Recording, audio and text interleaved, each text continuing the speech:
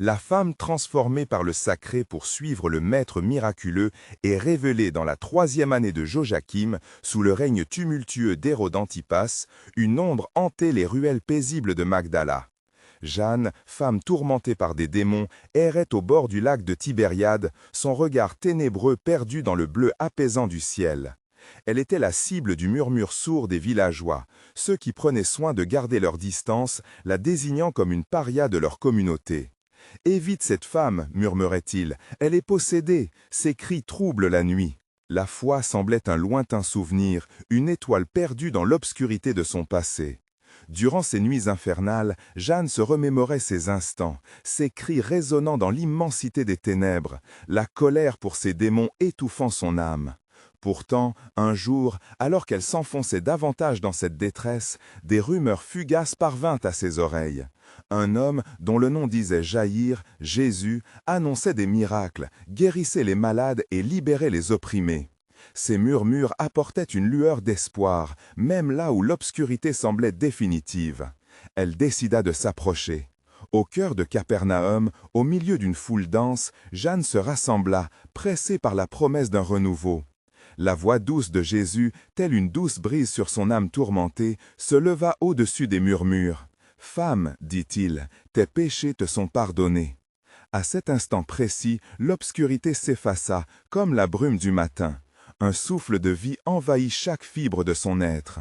Les 7 démons qui la tourmentaient s'éclipsèrent, laissant place à une Jeanne revitalisée, respirant la grâce du sacré. Transformée, elle abandonna son ancienne vie pour embrasser celle qu'elle avait tant désirée. En tant que soutien pour Jésus et ses disciples, elle utilisa ses ressources pour leur offrir aide et réconfort.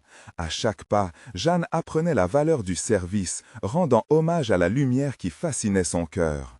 Non plus une femme marquée par son passé, mais une fille de Dieu rayonnant de son amour inconditionnel. Les jours s'écoulèrent, teintés de promesses et d'incertitudes. La tension croissante, alors que la fête de Pâques approchait, devait palpable. Et là, dans le tourbillon de la tempête, Jeanne, forte de sa foi, se tenait l'esprit alerte, se demandant comment la lumière d'un amour si puissant pourrait facilement se transformer en souffrance.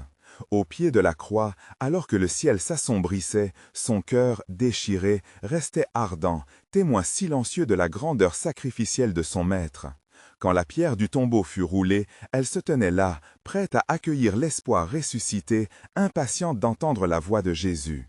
Avant de continuer avec ce récit biblique incroyable, je veux m'assurer que vous ne manquiez aucune de ces histoires puissantes des Écritures.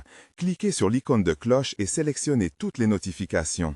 Ces narratifs bibliques ont transformé d'innombrables vies à travers l'histoire. Si la parole de Dieu à travers cette histoire vous bénit, s'il vous plaît, aimez et partagez avec quelqu'un qui a besoin d'entendre sur la fidélité de Dieu. Dieu aujourd'hui. Dites-moi dans les commentaires, quelle histoire biblique a le plus impacté votre parcours de foi ? Je suis toujours émerveillé de comment la parole de Dieu parle au cœur à travers les générations. Alors que cette scène se déployait, la question tout aussi vivante qu'aérienne flottait dans l'esprit de Jeanne. Cette résurrection, signifiant pour elle la lumière d'un renouveau divin, serait-elle finalement le reflet de son propre chemin de foi à travers l'incertitude ? Les jours passèrent, mais l'esprit de Jeanne restait hanté par une attente poignante. L'euphorie de la résurrection de Jésus vibrait dans l'air, mais cela laissait aussi place à une inébranlable angoisse. Avec chaque lever de soleil, elle se tenait au bord du lac, cherchant des signes du Maître, un murmure de sa voix. Ses pensées vagabondaient, conférant du sens à ce qu'elle avait vécu. Ce n'était pas que la mort avait détruit l'espoir, mais plutôt qu'elle lui avait offert un nouvel éclairage sur la promesse des Écritures. Un matin, Jeanne, le cœur vibrant d'une paix nouvelle, décida de retrouver les disciples. Au centre de la ville, entourée de ce même tumulte qui autrefois fut pour elle un abîme, elle s'avança dans un monde transformé.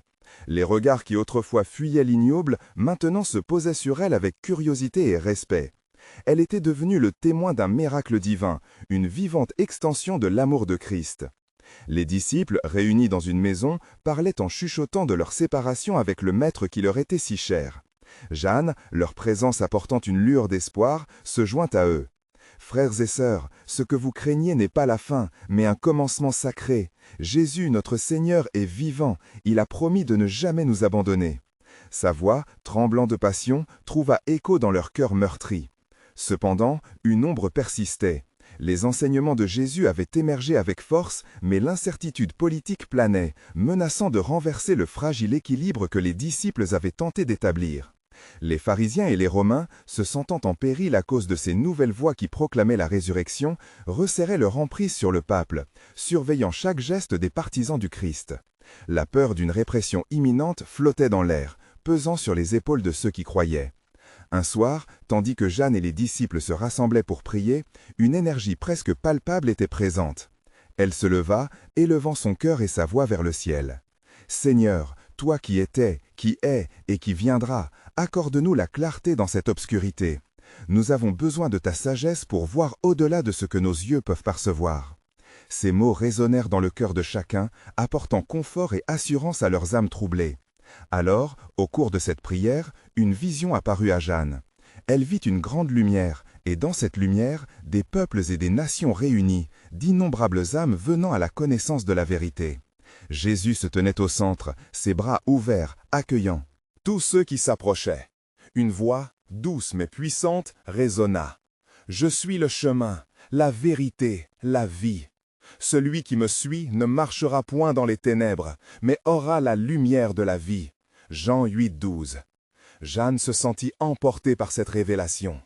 Elle comprit alors que son rôle ne se limitait pas à suivre, mais à être une colonne de lumière, guidant d'autres vers le Christ. La peur hésitait devant la puissance d'une promesse divine. Ainsi, elle entreprit de rassembler ceux qui l'écouteraient, ne laissant pas la peur dominer, mais plutôt la vérité proclamée de Jésus. L'esprit de Jeanne s'épanouissait alors qu'elle mesurait l'ampleur de la mission devant elle. Chaque pas était une proclamation, chaque mot une invitation à la vie nouvelle offerte par le Christ. Peu savaient que les événements à venir mettraient à l'épreuve leur foi et leur courage comme jamais auparavant. Car, alors que les échos des rumeurs se faisaient entendre au loin, la promesse de Dieu se tenait prête à éclater dans la gloire de son plan, et chacun vivait l'insouciance d'un déploiement divin à l'horizon. Mais ce qu'elle ne savait pas sur le plan de Dieu, c'est que sa foi serait le socle d'une église à naître dans la tempête battante, et chaque épreuve serait une pierre précieuse dans l'édifice devant émerger. Les jours qui suivirent furent marqués par une intensité nouvelle. Jeanne, maintenant investie d'une détermination sacrée, parcourut la ville comme un flambeau dans la nuit.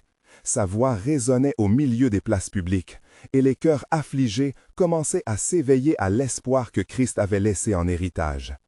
Alors qu'elle prêchait à ceux qui s'étaient rassemblés pour écouter ses paroles, elle ressentit une puissance croissante, transcendante, comme si chaque mot était inspiré directement par l'Esprit Saint. « Regardez vers le ciel, mes frères et sœurs, il vient bientôt, comme il est écrit, et il arrivera que quiconque invoquera le nom du Seigneur sera sauvé. » Joël 2,32, disait-elle, et les gens frémissaient, captivés par la promesse de salut. Cependant, dans l'ombre, les pharisiens et les autres autorités religieuses observaient. Ils savaient que les mouvements parmi les disciples de Jésus menaçaient leur pouvoir.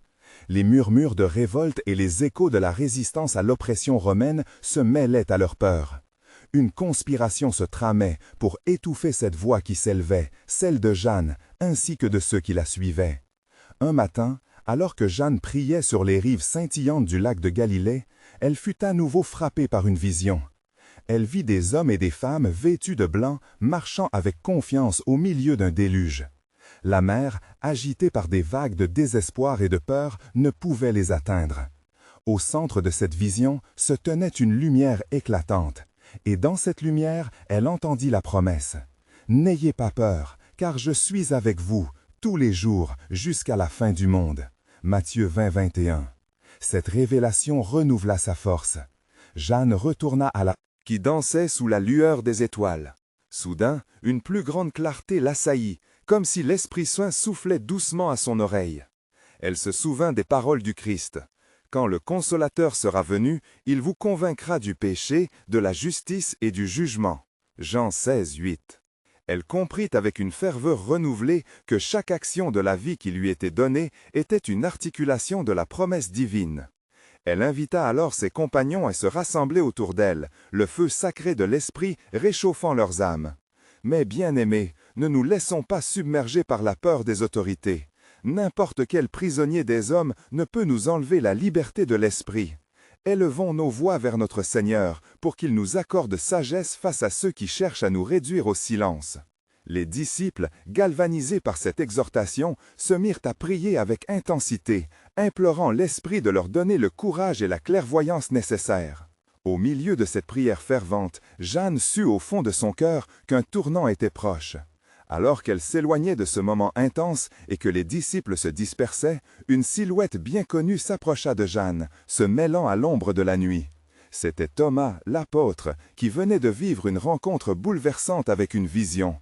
« Jeanne, dit-il, la voix empreinte de curiosité et de crainte, j'ai vu notre Seigneur en vision, et il m'a dit que la tempête que nous craignons n'est rien comparée à la paix qu'il apporte à ceux qui croient. » Ces mots résonnaient comme une mélodie dans le cœur de Jeanne.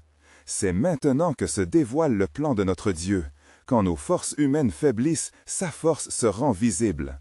Elle se tourna vers Thomas et dit « Prépare-toi, mon frère, nous sommes appelés à être les témoins de la lumière, même lorsque l'obscurité s'intensifie. » Alors qu'ils prenaient conscience de la profondeur de leur vocation, une nouvelle promesse se formait dans l'air, mystérieuse et précieuse. De bien des façons, le feu de l'Esprit incarné dans leur communauté allait illuminer les ténèbres croissantes. Et alors qu'ils s'installaient paisiblement sous le ciel étoilé, l'écho des paroles de l'Écriture atteignit l'âme de chaque disciple. « Je ferai de vous des sons des trompettes dans les jours à venir, proclamant ma gloire et ma vérité. » Joël 2:1. Dans l'attente d'accomplissement divin, l'image transformée d'une Église pleine de foi et de puissance commença à se dessiner. Car dans ce paysage de désespoir, le royaume se rapproche, et ceux qui s'élèveront seront les témoins d'une réalité renouvelée. Regardez, je fais toutes choses nouvelles. Apocalypse 21:5. Les jours succédant à cette nuit d'intense prière se déroulaient dans une tension palpable, semblable à celle qui précède une tempête. Jeanne et ses compagnons, renforcés par leur foi, s'organisèrent pour prêcher le message du royaume. Leur voix retentissait dans les rues, apportant l'espoir à ceux qui souffraient en quête de vérité. Car le Seigneur dit « Je suis venu afin que les brebis aient la vie et qu'elle l'ait en abondance. » Jean 10:10, répétait Jeanne, les yeux brillants d'un ardent engagement. Cependant, ce déferlement d'espoir n'était pas sans susciter la colère des autorités. Les chefs religieux, alertés par les échos des enseignements de Jeanne, convoquèrent un conseil secret dans les profondeurs du temple. Comment permettre à cette enseignante de troubler notre peuple? Cette secte doit être arrêtée, s'écria l'un des pharisiens, une veine battant à son front, tandis que d'autres hochaient la tête en accord, craignant les conséquences d'une révolution spirituelle. Au cœur de cette agitation, Jeanne continuait de prêcher.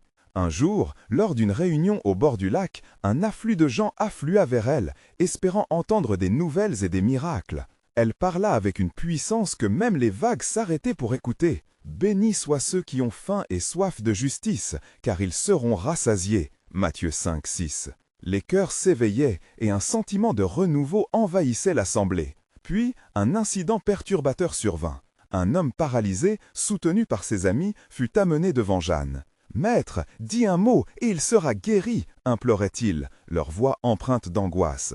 Jeanne, les mains levées vers le ciel, s'écria « Au nom de Jésus-Christ, lève-toi et marche !»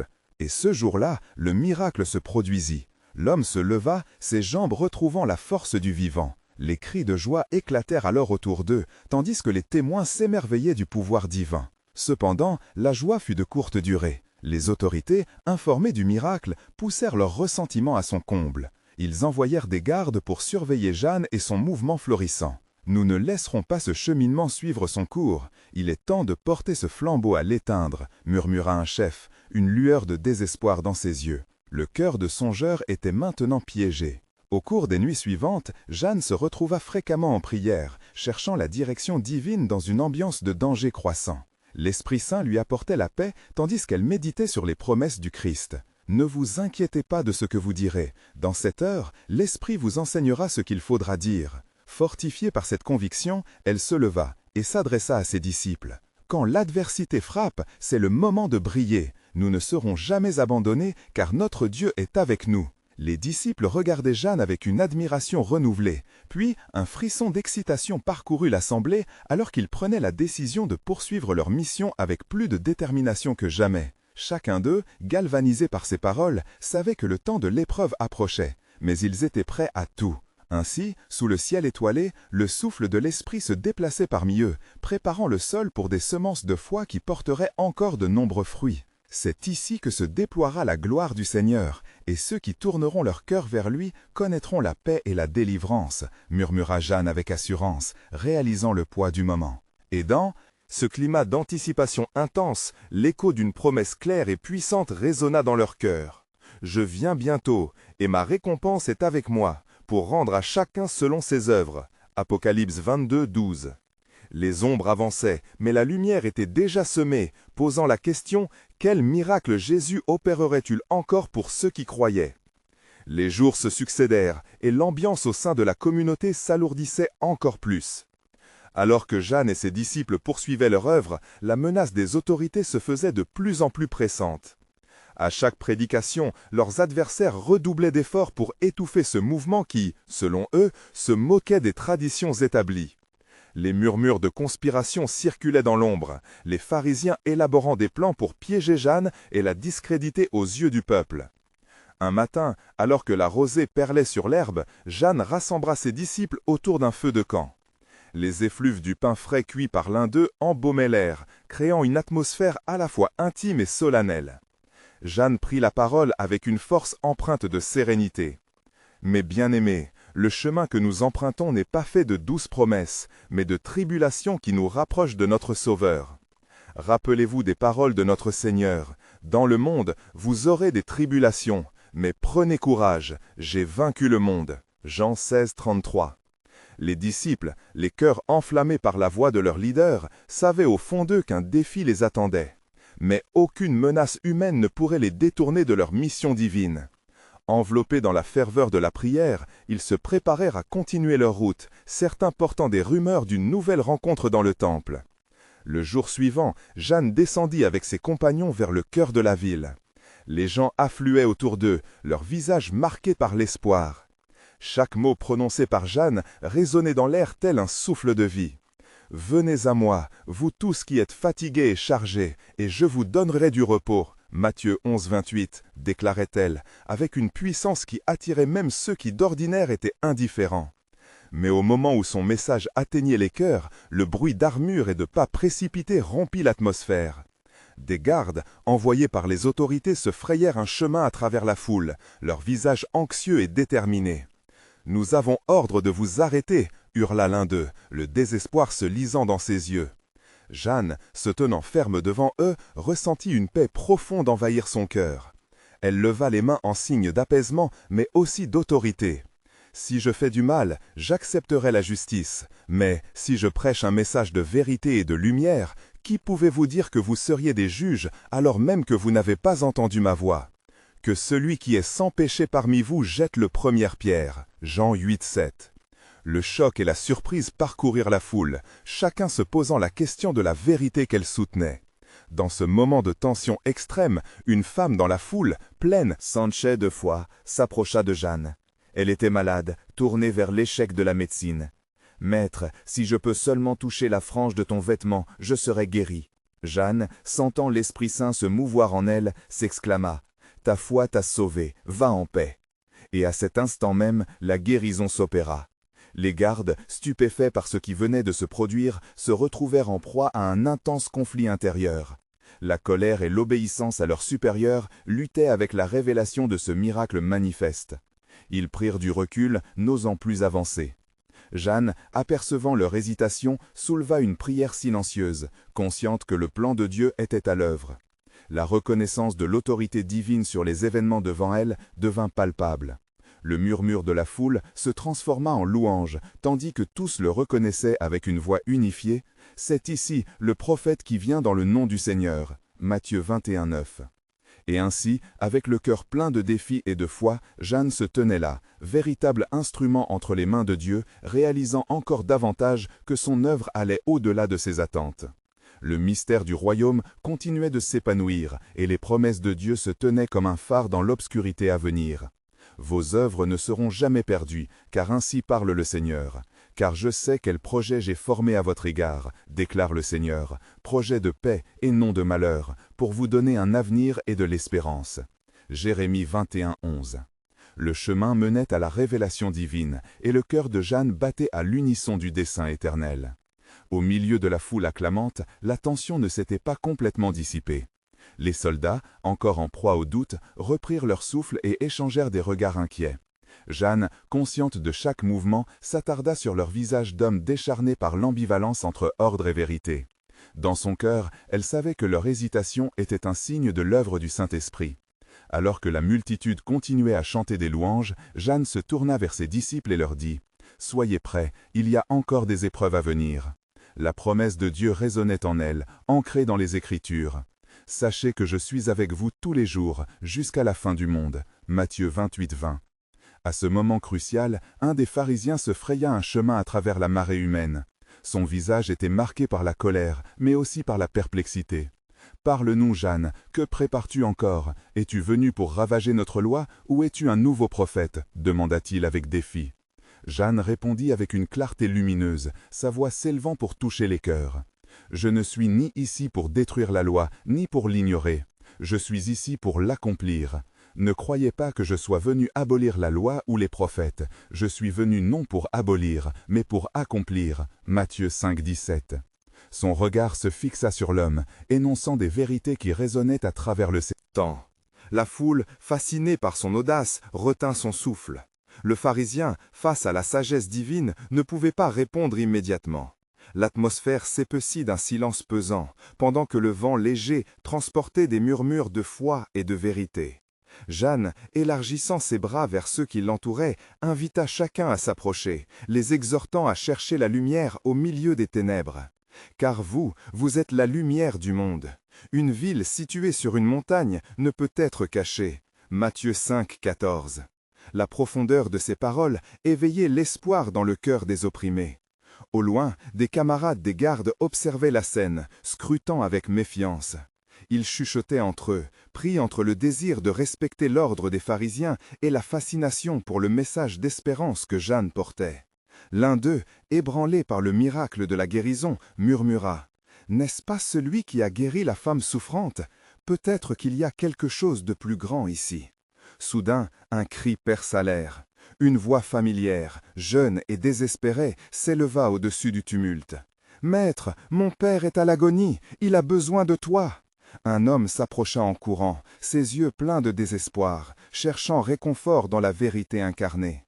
Jeanne, décelant la douleur dans son cri, sentit son cœur se serrer. « Ne crains rien, crois seulement, et il sera sauvé. » Luc 8, 50. La confiance inébranlable avec laquelle elle parla fit naître un vent de foi dans l'assemblée. Alors qu'elle se dirigeait vers l'homme, les pharisiens se regroupaient, conférant à voix basse, échafaudant déjà un plan pour contrer l'autorité grandissante de Jeanne. Leurs pensées étaient noires comme les ombres que la nuit projetait, mais la lumière du Seigneur, représentée par la vision de Jeanne, illuminait leur obscurité, éveillant en eux quelque chose d'inconnu, un appel au repentir. Tout à coup, le ciel s'assombrit, alors qu'un nuage sombre se frayait un chemin vers la ville.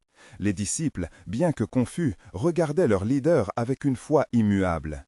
Jeanne, levant les yeux, pria sans relâche ce que l'Éternel avait mis dans son cœur. « Seigneur, fortifie-nous dans ce combat. » Car il est écrit, « Quand l'ennemi viendra comme un fleuve, l'Esprit de l'Éternel lèvera une bannière contre lui. » Ésaïe 59, 19.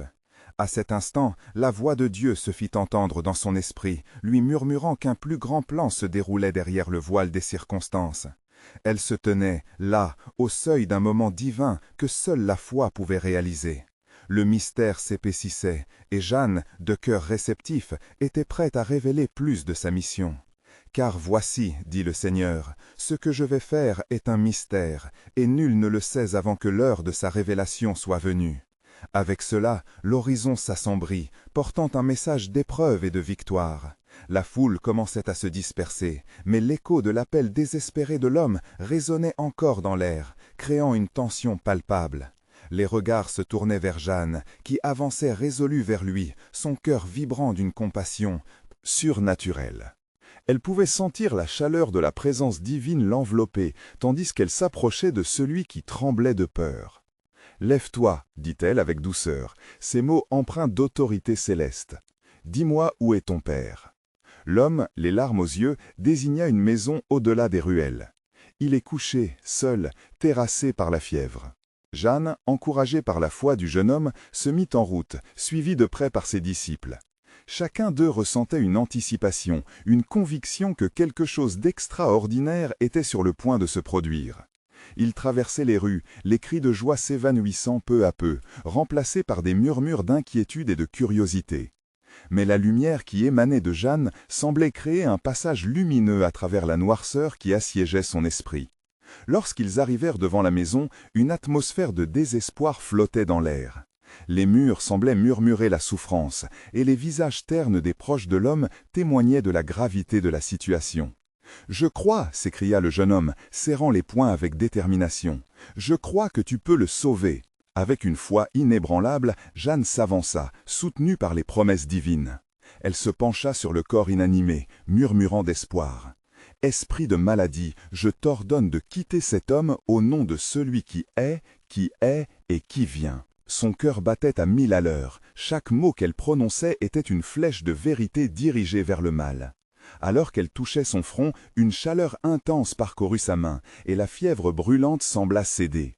Les membres du père tremblaient légèrement, puis prirent vie, les yeux s'ouvrant lentement sur la lumière du jour. « Qui est là » murmura-t-il, confusion étreignant son visage. La famille, pétrifiée, observait l'incroyable transformation, le soupçon de foi se changeant bientôt en émerveillement. Au milieu de leurs larmes, les acclamations se mêlaient à une prière silencieuse. « Je suis Jeanne, servante du Seigneur. Ta foi t'a sauvée. Comme il est écrit, tout est possible à celui qui croit. » Marc 9, 23. Mais alors que la nouvelle de ce miracle se répandait comme une traînée de poudre, les pharisiens, regroupés dans l'ombre, observaient le mal grandissant autour d'eux. Leur cœur, rempli de jalousie et d'angoisse, bouillonnait sous la pression de l'incompréhension. « Nous devons agir » murmura l'un d'eux, un homme dont le visage révélait une lutte intérieure. « Ceci pourrait ébranler notre autorité. Que ferons-nous si les gens suivent cette Jeanne ?» Une somnolence inquiétante avançait dans leur cercle, alors que Jeanne, à l'intérieur, ressentait la lutte spirituelle qui se déployait autour d'elle.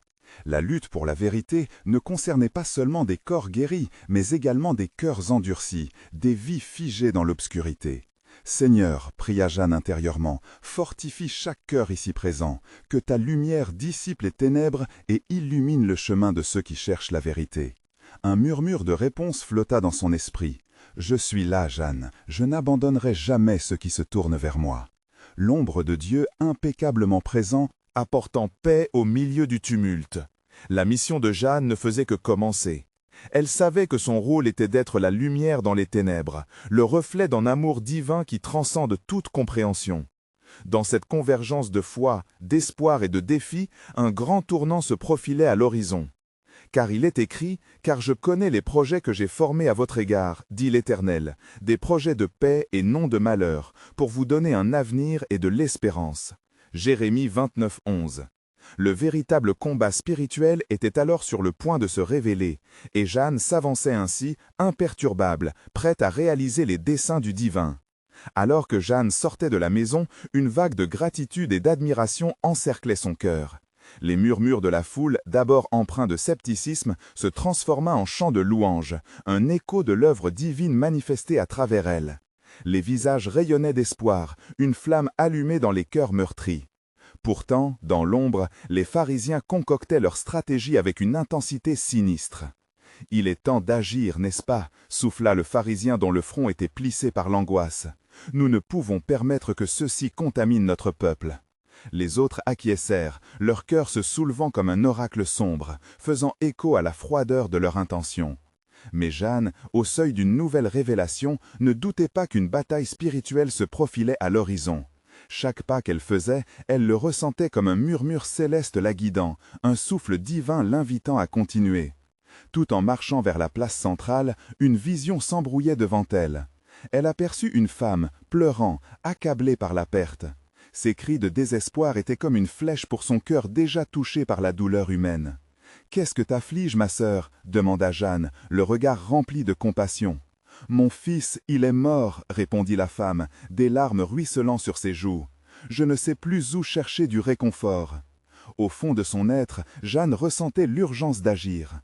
Chaque mot de la femme semblait être une invocation pour le miracle. « N'aie pas peur, murmura Jeanne, sa voix douce mais pleine d'autorité. Dieu est avec nous et tout est possible par la foi. » Alors qu'elle s'approchait du corps du jeune homme recouvert d'en drap, une profonde paix l'envahit. Elle s'agenouilla, plaçant ses mains sur le drap froid. « Au nom de celui qui est la vie, commença-t-elle, chaque syllabe s'élevant comme une prière fervente. Je t'ordonne, jeune homme, de te lever. » Soudain, une douce lumière sembla envelopper l'endroit. Un halo qui émanait non seulement de Jeanne, mais aussi de l'Esprit Saint, brodant ensemble des mirages d'espoir. Le murmure ambiant des croyants s'éteignit, suspendu dans l'attente. Et dans ce silence sacré, un souffle de vie commença à circuler. Les membres du jeune homme se mirent à trembler, et lentement, un murmure de vie échappa à ses lèvres. « Maman !»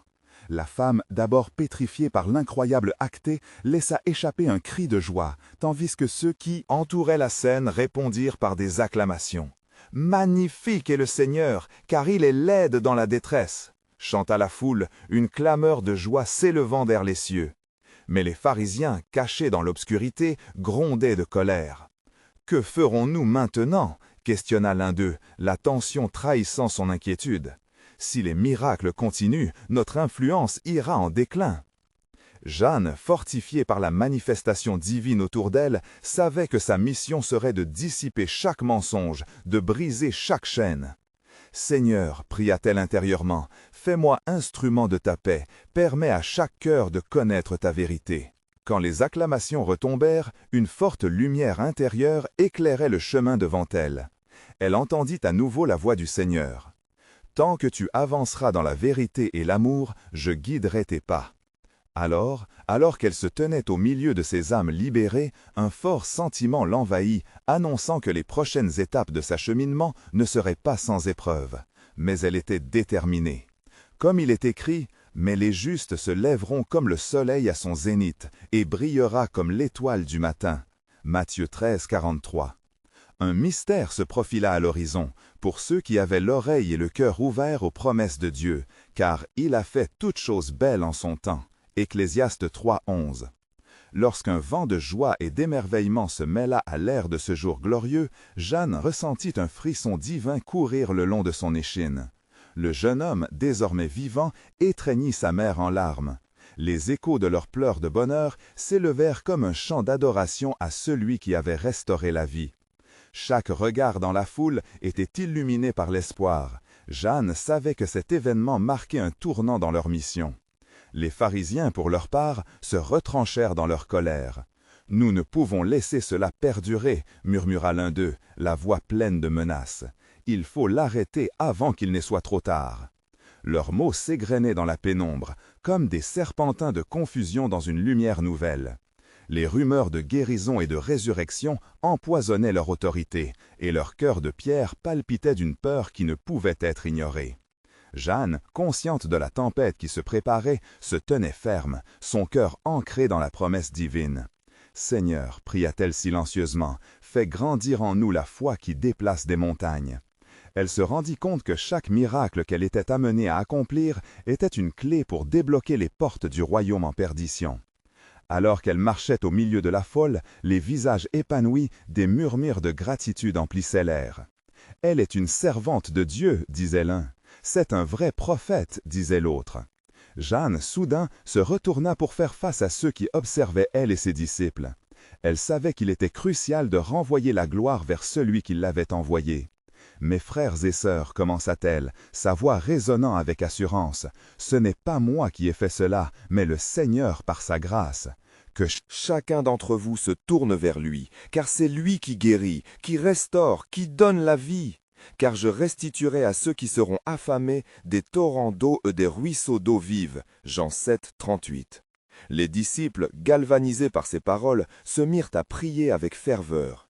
Mais l'ombre des pharisiens ne reculait pas. Ils se concertèrent pour élaborer des accusations, désireux de discréditer Jeanne et d'étouffer le mouvement avant qu'il ne prenne de l'ampleur. Les circonvolutions de leur plan se resserraient comme les mailles d'un filet autour de la lumière qu'apportait Jeanne. Au moment où la nuit tomba, un air de tension dense plomba l'atmosphère. Les autorités avaient ordonné la capture des disciples, et les rumeurs quant à leur arrestation se répandaient comme une traînée de poudre. Jeanne sentait leur regard pesant sur elle, mais dans son cœur, une conviction d'espérance persistait. Elle se retira dans un coin tranquille au bord du lac où la lune projetait un éclat argenté. Elle pria avec intensité, cherchant le cœur de Dieu face à la tempête imminente. La réponse ne tarda pas à surgir, une paix inexplicable enveloppa son âme. Une voix douce résonna en elle. « Je suis le roc où tu trouveras refuge, ne crains rien, car je suis à tes côtés. » Le lendemain, alors que la première lumière apparaissait à l'horizon, Jeanne rassembla ses disciples. « Nous devons être prêts, leur dit-elle. Les ténèbres se pressent autour de nous, mais rappelez-vous, celui qui est en vous est plus grand que celui qui est dans le monde. 1 Jean 4,4. Portez la lumière là où elle est nécessaire. » En d'autres lieux, les pharisiens étaient déjà en mouvement. « Il est temps de frapper », déclara l'un d'eux, en désignant un plan d'action.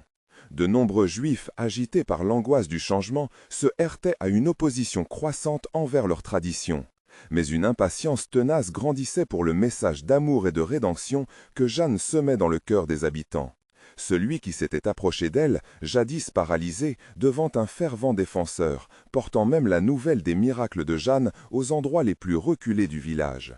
Les témoignages de ceux qu'elle avait touchés devinrent des flambeaux de lumière qui brillaient dans la nuit.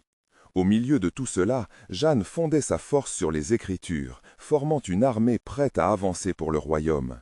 Chaque visage rencontré, chaque sourire échangé, elle savait qu'ils étaient tous des maillons dans la chaîne divine de la promesse. « Nous avançons vers ce qui est à venir, déclara-t-elle, rassemblant tous autour d'elle.